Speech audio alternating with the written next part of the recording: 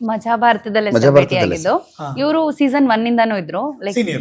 Senior, 1 ವರ್ಷ Okay. Senior ಅವರು. ಹಾ. ಸೊ ನಾನು ಸೀಸನ್ 2 ಗೆ ಜಾಯ್ನ್ ಆಗಿದ್ದೆ. ಅದು ಸೀಸನ್ 2 ಮಧ್ಯದಿಂದ ನಾನು ಸೆಲೆಕ್ಟ್. ಸುಷ್ಮಿತಾ ಇದ್ದು ನಿಮ್ ಜೊತೆ ಹೌದು ಹೌದು. ದೊರೆ 2-3 ಜನ ನೀವು ಹೌದು, ಹೌದು, ಹೌದು. ಹೆಣ್ಮಕ್ಳು. ನಾನು ಹಾ. ಸುಷ್ಮಿತಾ PK ನಾವು 3 ಜನ ಇದ್ದಿದ್ದು ಹಾ. ಹೆಣ್ಮಕ್ಳು. ಸೊ ಅವಾಗ ಹೋಗಿದ್ದು. ಅವಾಗ್ಲೂ ಅದೇನೋ ಗೊತ್ತಿಲ್ಲ ಸರ್, ಅಲ್ಲಿ ಎಲ್ರಿಗೂ ನಾನು ಒಬ್ಬೊಬ್ರಿಗೆ ಈಗ ಮಂಜು ಪಾವ್ಗಡಗೆ ಮಂಜಣ್ಣ, ರಾಗು ಚಿಲ್ಲರ್ ಎಲ್ರಿಗೂ, ಬಟ್ ಇವ್ರಿಗೆ ಮಾತ್ರ ನಾನು ಶಿವು ಅವರೇ ಅಂತಾನೆ ಕರಿತಿದ್ದೆ. ಹೇಳಿಲ್ವಾ ನಿಮ್ಗೆ?